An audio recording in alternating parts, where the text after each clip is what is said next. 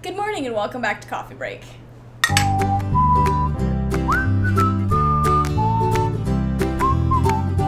So, we have a special guest today. Welcome, Meg. Hi. Yeah, Meg is our intern, and she volunteered to do our Day in the Life series. Yeah, it's good to be here. Mm-hmm. So my name is Meg Schmidt. I actually just graduated from Calvin College almost like 4 weeks ago, which is pretty exciting. I graduated with writing and art history as my two majors, with a literature minor. I just started working here like the Monday after I graduated, which was pretty intense, but it was still pretty good. I've been here about a month, and it's been a really great ride so far. So, your internship is with our whole kids department, and then also with publicity, correct? Yes. Okay. Mm-hmm. So the way it was described to me is that marketing is like publicity that you pay for. So you pay for ads and you pay for like sales advertisements and stuff like that. But publicity is marketing that you don't really pay for, and that's kind of like the things that people talk about when librarians are like handing out their books to people and they say they really like it, or when a blogger is going to review your book. And part of what I do is I help process and keep track of those reviews so that we can better market our books next season. Second half of the week is with EBYR, or Children's, which I'm loving. So that's a lot of like editorial. I go through the slush pile, the infamous slush pile, which I'm so happy to have that off my desk.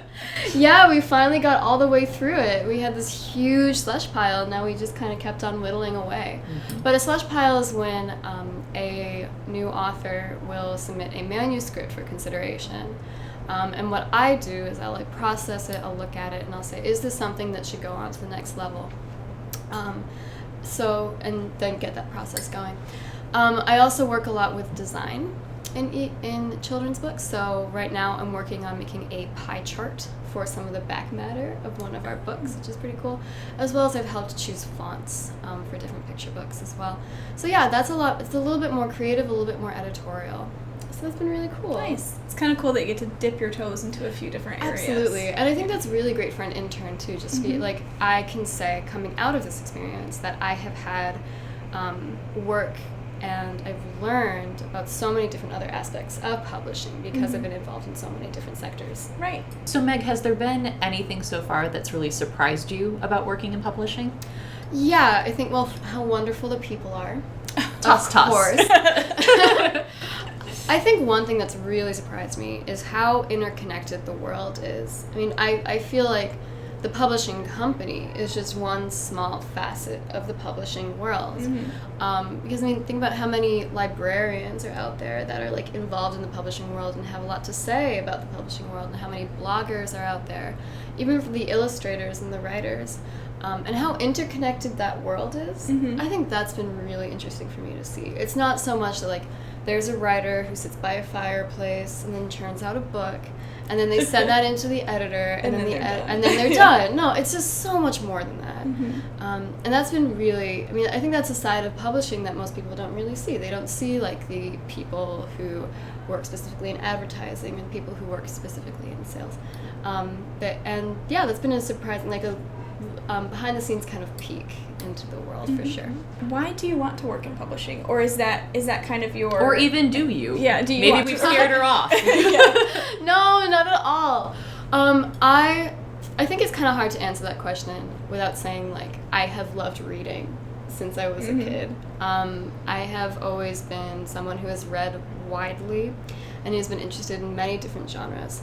So I think that's where it started. But I'm also, you know, as interested as I am in the finished project and reading a novel that I really love, I really love the editorial process. I love seeing, like, how that book gets from a manuscript into a finished novel, and how many, like, different decisions there are in that.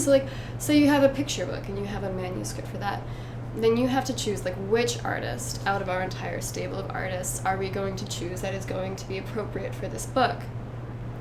That's a whole set of decisions, and then you have to decide, like, you have to look at the wording and you have to see if that works as well. Then there's a whole marketing campaign that goes out that's a very, like, it's a whole process and a whole set of considerations that you have to think about. All of those decisions I think are really interesting, and those, I mean, it's more than just I love reading. I'm interested in what goes on behind the scenes in the publishing world, and that's work I want to be involved with for sure. So what would your ideal job in publishing be? Well, I think that's another really great thing about being an intern here is I walked into Erdmann's thinking I know that I love publishing. I'm not exactly sure how I'm going to best fit into the publishing world. So doing an internship has been really helpful in that I've been able to see all these different parts of Erdmann's. So absolutely, though, I know I'm a very visual person, and I know that I've always loved the children's book world. So for me, like, I have no shame. I would love to be a children's book editor. That's absolutely my end goal. But it's been really cool to be able to see, like, okay, like, I really love the work I'm doing with publicity, and I really love the work that I've been doing in different areas of the company as well. So there are lots of places I could see myself fitting, but I do love art, and I do love children's books, so that's definitely my end goal someday. So would you want to be an art director? That would be so cool. Like, see, there are all these different options in publishing. That would be really awesome. Yeah. So we'll see. Of the things that you've done before this job and in college, maybe other jobs that you've had, what has been most helpful of those experiences for working in publishing? Oh my gosh. I feel like all of my experiences have already helped in some way.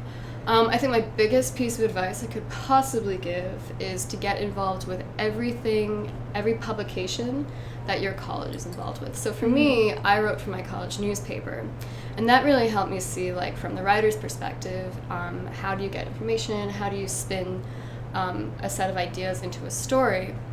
But that also really helped me with the editorial process, because I was able to see, like, okay, this is way too long. We need to cut this down to 500 words. How do we get, like, the song of the story out there without compromising, like, the quality of the piece? So that editorial work really, really helped. I was also the editor of the Writing and Art magazine at my college, which was just a blast. Through that, I also had to say, like, not all submissions are going to get in, and you have to send out those rejection emails, and it's hard.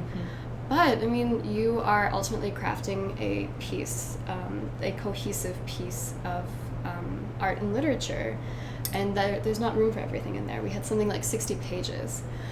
So that work really, really helped. Also figuring out how to, like, advertise a magazine and how to get it out into the college, and those were all really helpful experiences.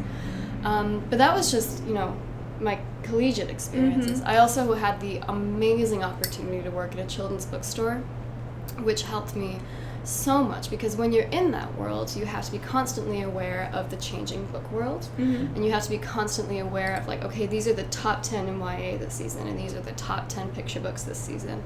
And you have to always be aware of those changes and able to sell them and pitch them at a moment's notice. But that's been really helpful here, because I can say, like, I think that this font, for instance, works really well for this book because it reminds me of other instances where a same stylistic effect was used as well.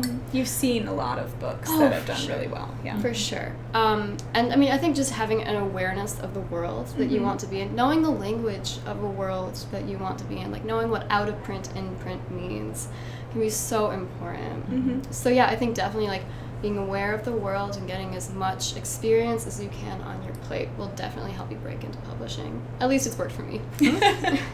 So Meg, what are you reading right now? Yeah, so I feel like I'm kind of late to this bandwagon, but I just started reading Pax by Sarah Pennypacker. Oh, I still have to read that. So we're both late to the bandwagon. It's gorgeous. It treats children like mature readers, I think, and I think a lot of children's books don't do that. I think it can be very easy to kind of, like, say, like, no, we're not going to go there with a children's book, it's too much, and we just need to censor this book down. But Pax, I think, is just such a mature work and is a beautiful journey. So I'm only 2/3 of the way through right now, and I have no idea how it ends, but oh my goodness, it's one of those books that I just want to, like, go all the way through just right now, because it's just such a gorgeous, emotional story. And it's John Clausen who illustrates it as well. Oh, great. Oh, he's the dream. So, yeah, I'm absolutely loving it. Well, Meg, thanks so much for joining us. This was super helpful. If you have any further questions for Meg, you can leave a comment or tweet us. We're at CoffeeBreakEBYR. And thank you for joining us, and we'll see you next week.